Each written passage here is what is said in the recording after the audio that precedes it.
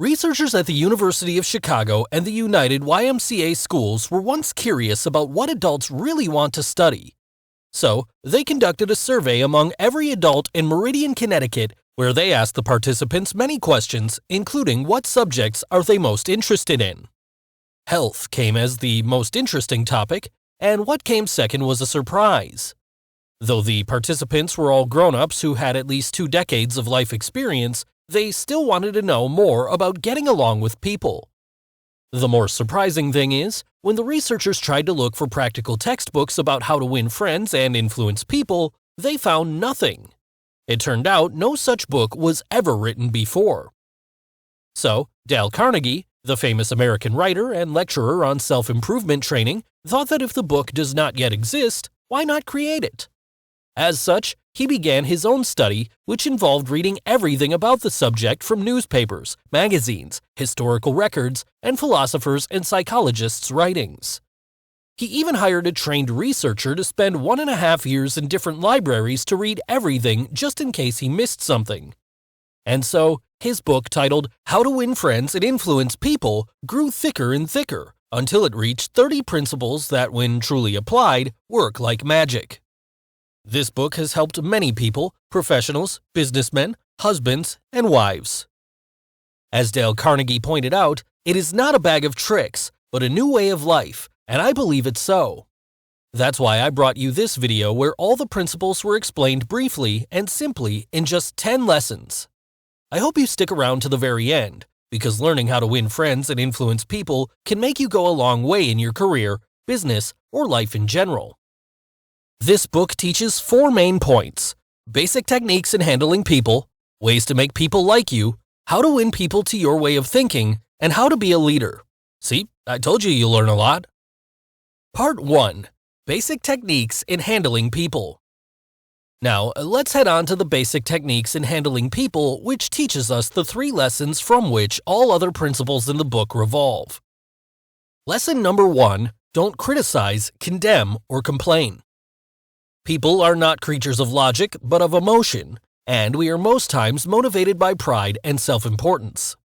We think highly of ourselves that when we do something wrong and others criticize us, our response is to defend ourselves, and worse, to stir up an argument. That's the same feeling for the people we criticize. They'll never listen to our complaints. Rather, they'll feel the need to defend themselves. So, instead of criticizing, condemning, and complaining, how about understanding other people and figuring out why they do what they do? This is the first thing you need to know about dealing with people.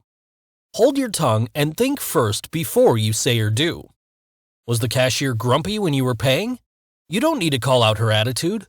Maybe she's just having a bad day, or maybe she's very tired. So just smile and let her off the hook. Who knows? Maybe she just needs a little sunshine. Lesson number 2. Give honest and sincere appreciation. What's much better than criticism? Sincere appreciation.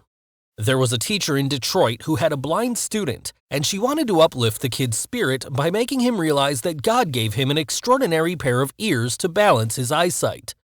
So, she asked him to help her friend find a mouse in their classroom. The kid felt important and appreciated, so much that later on, he used his gift of hearing to become a great pop singer and songwriter. That kid was Stevie Wonder. Humans have the desire to be important or to be great. As Abraham Lincoln once said, everybody likes a compliment. And, as mentioned many times in the book, be hearty in your approbation and lavish in your praise.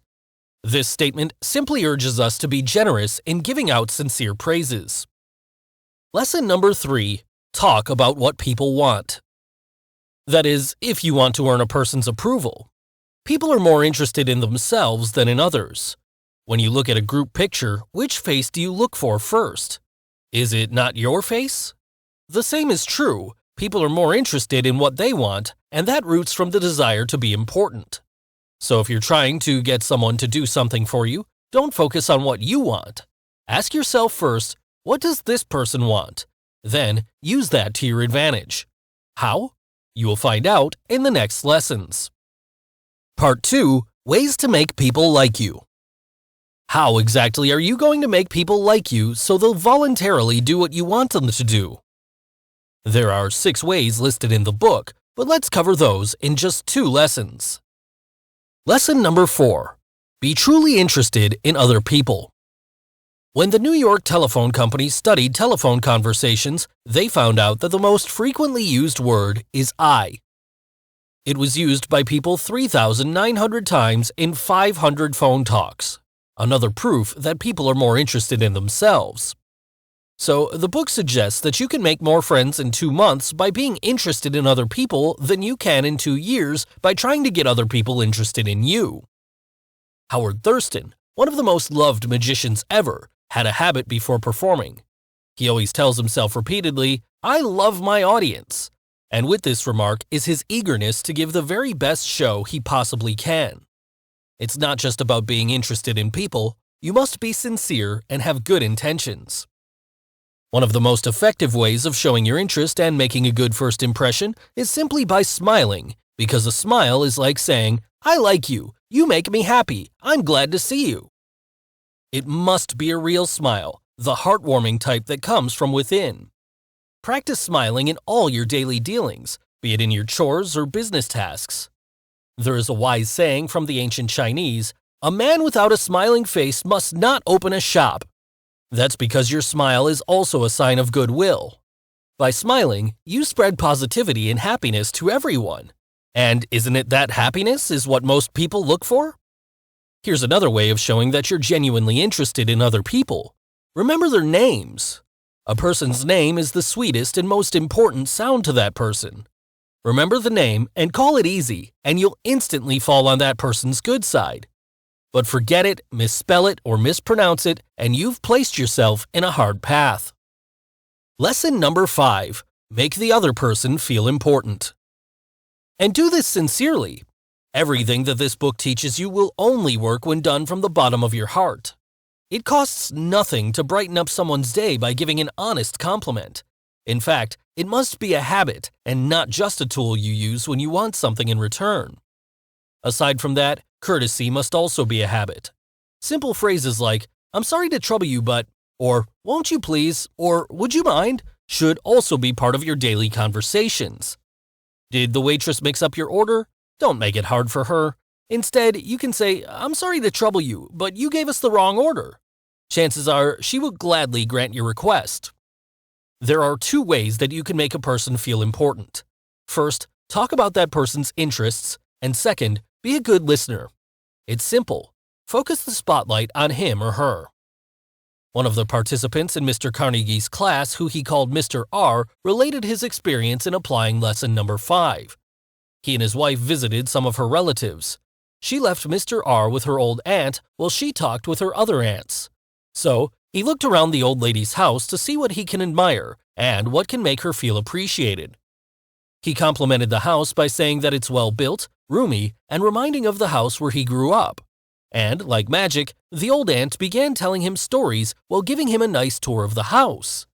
The old lady developed an instant fondness for Mr. R to the point that she gave her Packard car to him since she can't drive it anymore, and because in her words, Mr. R appreciates beautiful things. Note that Mr. R only gave one sincere compliment, and in return, he earned an old aunt's trust and a vintage car for a bonus. And that, my friends, is how easy it is to make people like you. Be genuinely interested in them, smile often, remember their names, listen well, talk about their interests, and make them feel important. And of course, do it all with sincerity. Part 3. How to win people to your way of thinking. Now that you know how to make people like you, what's next? You have to learn how to win people to your way of thinking. And the first thing you need to know about it is Lesson number 6. Understand the other person's views, ideas, and desires. If you fail to understand his or her thoughts or feelings, more often than not, an argument will arise. Is there any way to get the best of an argument? Yes, there's only one way, and that is to avoid it. Why? Because you can never win an argument. If you're wrong, then you lose. But even if you win, you still lose, because the person who lost to you has hurt his pride. And would you expect a hurt person to agree to your way of thinking? No, that person will still have the same opinion, and he might even have ill feelings towards you. So never say you're wrong, even if the person is obviously wrong. You have to show respect to the other person's opinion. Saying you're wrong is a surefire way of making enemies. Would you like to test it? What would you feel if you confidently expressed your ideas and someone sharply told you that you're wrong? It would surely be hard for you to like that person. If you're going to prove something, don't let anybody know it.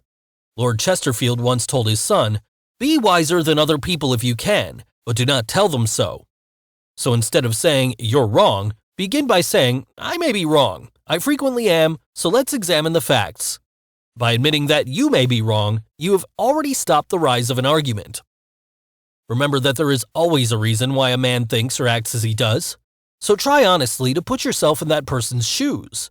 Examine and understand it. By becoming interested in the cause, we are less likely to dislike the effect. If you stop a minute to consider the other person's views, you'll soon develop sympathy or understanding of his ideas and desires. According to Dr. Arthur I. Gates, humans crave sympathy. Perhaps that's also the reason why you're interested in winning people to your way of thinking. So let it also work the other way around. Before laying down your own opinions, sympathize with the other person. You can say, "I don't blame you for thinking that way. If I were you, I would feel just as you do." But it's also important for you to know that you can't be right all the time.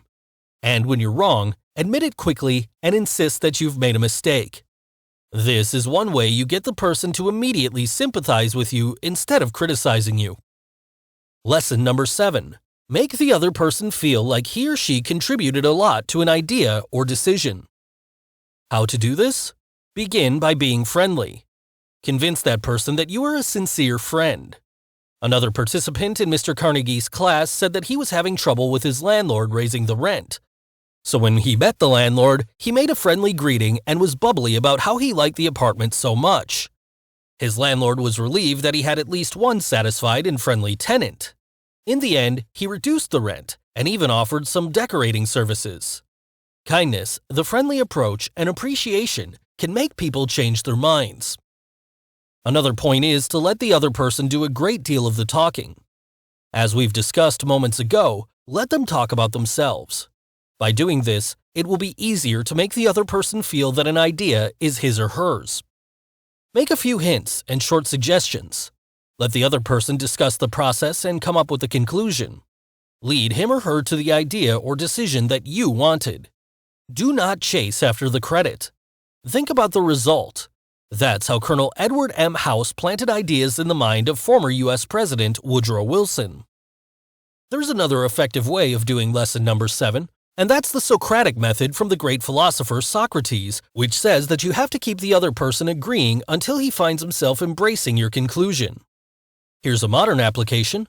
Eddie Snow wanted to rent a bow for hunting, but all the local stores simply said they don't rent out bows, except for one shop where Mr. Snow got to talk with a pleasant sales clerk. The clerk asked, "Have you rented a bow before?" Mr. Snow replied, "Yes, several years ago." "You probably paid $25 to $30 for the rental?" said the clerk. "Yes," said Mr. Snow. "Are you the kind of person who likes to save money?" asked the clerk. Again he replied, "Yes." The clerk then offered a bow set on sale for only $34.95. Did Mr. Snow think it's more reasonable to buy than rent? Of course he did. So next time you want to change someone else's mind, try gathering as many yeses as you can to lead that person to your point. Lesson number 8. Be creative. There are 3 creative ways that you can win people to your way of thinking without them realizing much. First, make the person think of the nobler motive or the one that sounds better. When Cyrus H.K. Curtis was starting his magazine company that is now worth millions of dollars, he couldn't afford to pay for first-class authors like Louisa May Alcott. So instead of saying, "My company is still small, so I might send you little pay," he likely said, "I will donate $100 to your favorite charity if you write for me." Second creative way, dramatize your ideas. They have to be made colorful and interesting. That's how TV ads get us to buy products. And that's how a guy gets a girl to marry him, not by simply asking, "Will you marry me?" but by setting up the mood and getting down on one knee. Third, by throwing down a challenge. Charles Schwab, the American investor and financial executive, once said, "The way to get things done is to stimulate competition. Humans want the chance to prove their worth, to excel, and to win. It roots from that desire for a feeling of importance. Part 4. How to be a leader. For the last part of this video, we'll talk about how you can change people and be a leader. Lesson number 9. Motivate others effectively.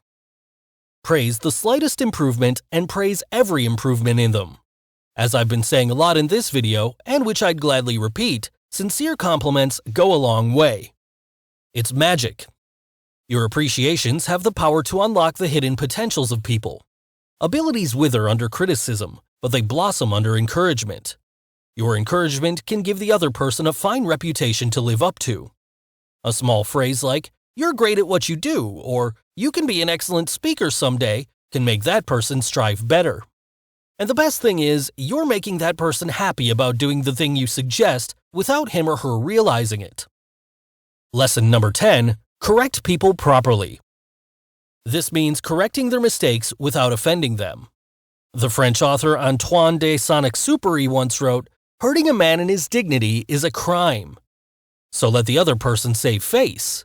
When you correct someone, start with praise and honest appreciation. Think of what that person has been doing well and mention it before pointing out his or her mistake. You yourself have made errors in the past, so don't act as if mistakes aren't normal during learning. Before positively criticizing the other person, you can talk about your own mistakes. Try saying, "You've made a mistake, but it's no worse than the many mistakes I've made. In fact, you've been doing a lot better than me. But don't you think it's wiser if you had done this and that?" Ask a question so it won't sound like you're giving a direct order. You can also call attention to people's mistakes indirectly. Simply changing a word in your statements can make or break your chance of changing people. Take, for example, parents saying, "We're really proud of you, but if you had worked harder, the results would have been better." Then note the difference in, "We're really proud of you, and by continuing your efforts, the results will be even better." See, using encouraging words can make the fault seem easier to correct. I hope you keep these 10 lessons in your daily dealings with people. As Dale Carnegie said, if you're satisfied with how you're dealing with people now, why change? But if you're not satisfied, why not experiment?